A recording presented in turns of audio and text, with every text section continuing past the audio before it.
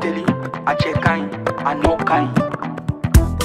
Ibe om nanani wa ibe om nanani anduye. Nyogote nyogomanda andilula, c'est de la qualité. Nyogote nyogomanda andilula, c'est le numéro 1. Sokononala, abe mana mana, halikene malala, abe mana mana ke. Ukasi manko, c'est recommandé. Ukasi manko, c'est de la qualité. Anti baratelima, chenyuma songo damatemedia, songo damatemedia. Anti baratelima, telima wadaka di tro. Sojo la fiera, pendirike la fiera. Ibe om nanani hera Mali on severa. Andu intérieur, indox, andu extérieur. Exdox, songo damatemedia do. Ani siman kol. Abara no kanyine, abe jateliala. Abika so nuguya, songo damatemedia. Bara no kanyi, ibi bara no kanyi. Sogo no tani, kene mata, abara no hanyi. Ibi om, ibi om, ibi om, ibi om, ibi om, ibi om, ibi om.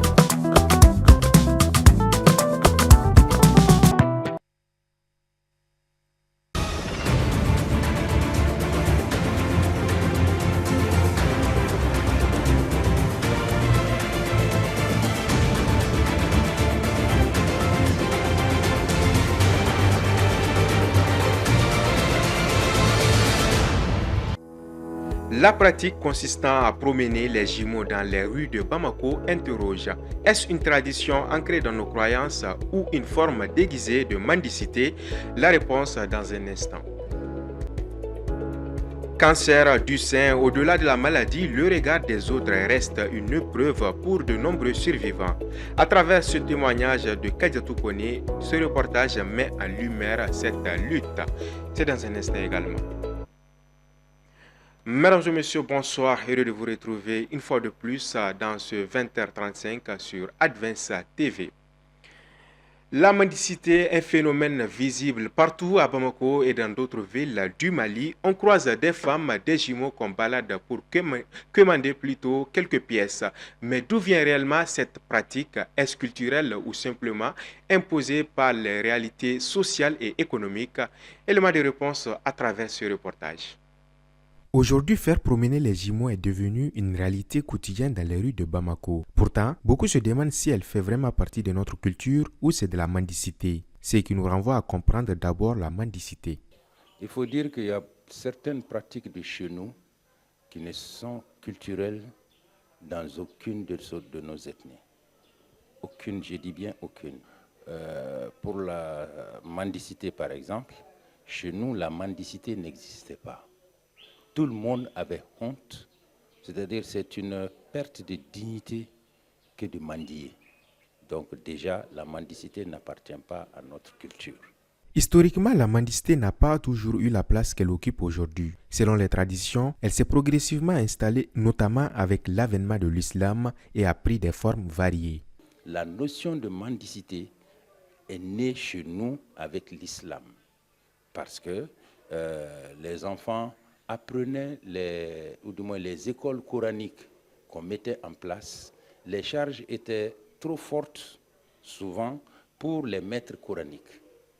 Donc les enfants vont de porte en porte, après les heures de repas, pour chercher leur pitance. Parmi ces pratiques, il y a celle qui consiste à faire promener des jumeaux dans les rues, une coutume qui est aujourd'hui bien visible dans la capitale. Donc pour ce qui est des jumeaux, il faut dire que dans notre société, la spiritualité de la naissance met les femmes porteuses de jumeaux en tête de la procréation. Donc quand les jumeaux arrivent, elles accouchent, on apprend que ce sont des jumeaux, les gens apportent leur aide à cette femme, non pas parce qu'on se dit qu'elle n'a pas les moyens d'élever les jumeaux, mais pour que cette femme-là leur fasse des bénédictions. Bon, la charge est certainement très forte, pour certaines familles plutôt, d'un coup. Elles aussi, les femmes, allaient se mettre au bord de la rue pour commander ou de passer de porte en porte pour commander. pour faire de la mendicité. Au-delà des traditions, la religion musulmane a aussi son mot à dire. Pour cet imam, la mendicité doit être comprise dans son vrai sens. Quelqu'un qui tend la main chaque fois, c'est pas un bon musulman. Donc c'est pas recommandé par la religion musulmane. La religion musulmane bannit ça, mais la jurisprudence a écarté certaines personnes telles que les aveugles, les gens qui atteignent les lèpres, les handicaps, parce qu'ils ne sont pas habilités à travailler, ils ne peuvent rien faire. En somme, faire promener les jumeaux n'est donc pas une pratique culturelle au Mali. C'est de la mendicité et l'islam lui-même l'interdit, sauf pour quelques cas de force majeure. Souvent perçu comme un simple accessoire d'hygiène, le cure-dent traditionnel a pourtant une histoire riche et des usages variés selon les cultures. Appelé encore Guessé en Bambara, de nombreux Maliens l'utilisent au quotidien. Les détails avec Issa Sissi. Objet du quotidien, les cure-dents traditionnels ou guessés restent ancrés dans les pratiques culturelles et artisanales, malgré l'évolution des habitudes d'hygiène bucco-dentaire, comme l'utilisation des pâtes dentifrice. C'est vrai que la pâte dentifrice lutte contre les mauvaises odeurs, mais le cure-dent traditionnel rend les dents plus propres. Personnellement, quand j'utilise le cure-dent traditionnel, je sens que vraiment mes dents sont assez propres que lorsque j'utilise les pâtes et broches. Dans la société là, on initie les enfants depuis à bas âge dans l'utilisation du guessé. Il a plusieurs vertus car il peut accéder dans certaines parties des dents où la brosse ne peut pas. Aussi, ça permet aux dents de durer contrairement à la pâte dentifrice qui contient des produits chimiques. Au fil des années. Pour Assi Aïdara, une vendeuse de longue date, il existe plusieurs types de guessés et son utilisation remonte à des milliers d'années et ça a des vertus. Il y a plusieurs types de cure-dents, notamment celui des berbères le haut. Avant, je vendais un autre type syrin, mais maintenant, les gens préfèrent plus le guélé, qui peut soigner de nombreux maux de dents. L'usage du cure-dent doit se faire tout en respectant certaines consignes, car il peut causer plus de dégâts que de bienfaits selon ces dentistes. Son utilisation fait partie de nos traditions. Les gens qui veulent l'utiliser, nous les encadrons parce que c'est quelque chose, c'est un corps qui est dur. Donc si c'est dur, si vous l'utilisez sur la gencive, ça peut créer des problèmes parodontaux. La gingivite par exemple, ou bien une récession gingivale. Donc pour éviter ça, nous demandons aux gens de bien broyer le bout, la partie qu'on met dans la bouche pour nettoyer. On demande aux gens de bien broyer ça. Pour l'utiliser, on commence toujours de la gencive vers la dent.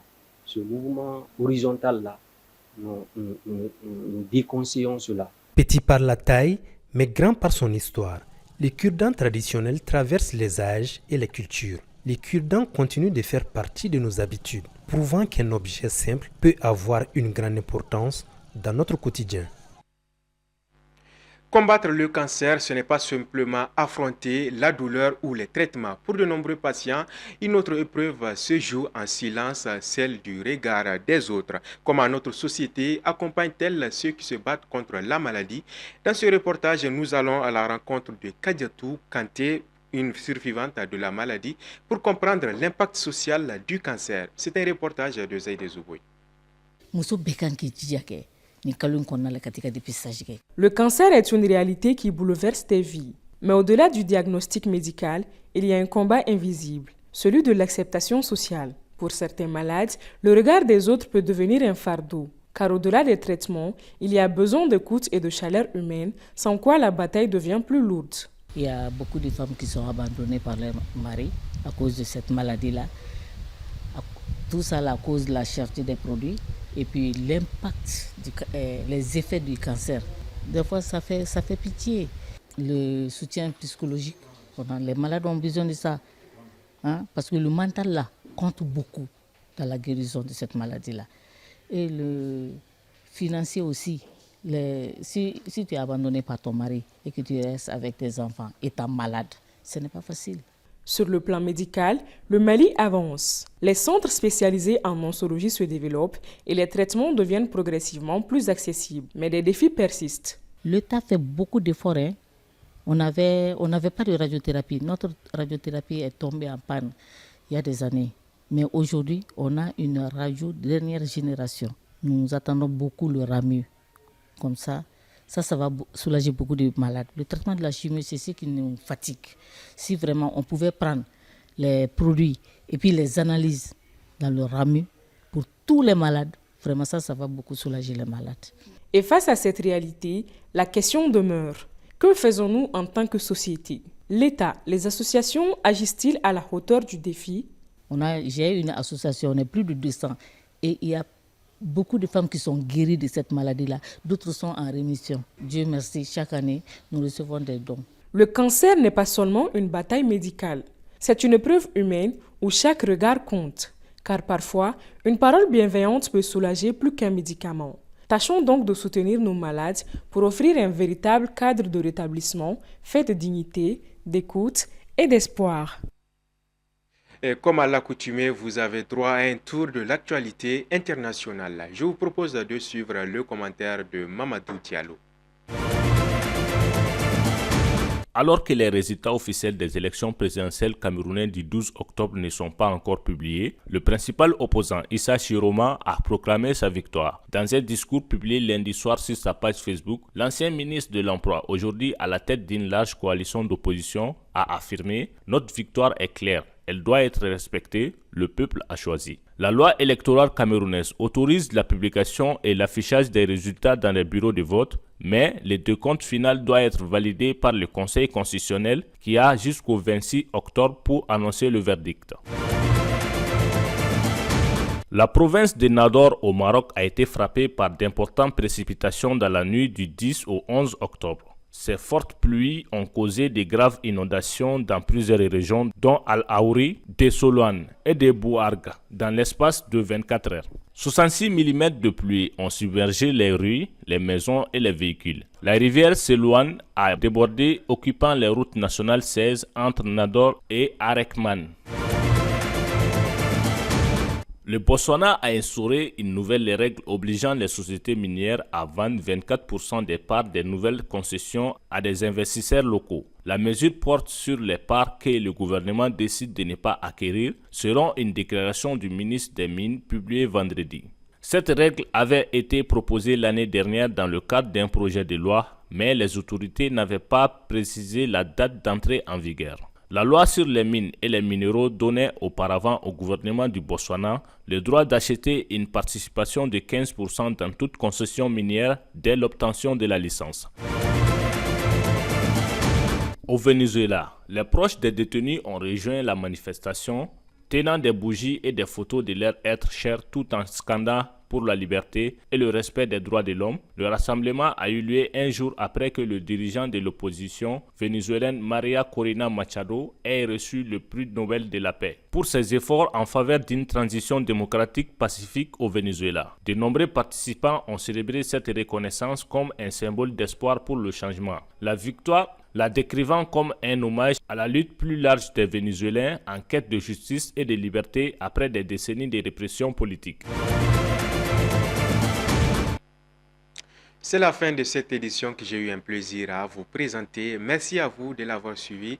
Que la bénédiction de Dieu soit sur l'humanité. Très belle soirée à toutes et à tous.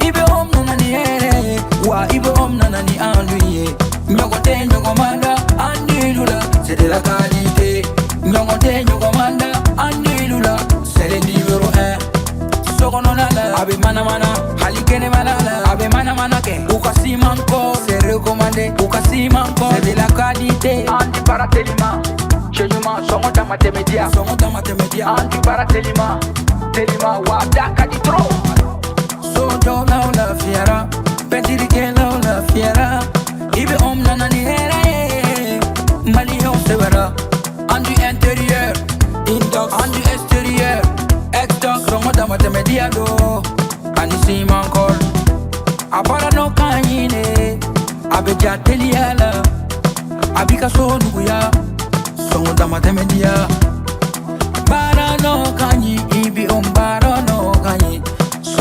tani kene mata abara no hani ibi om ibi om ibi om ibi om ibi om ibi om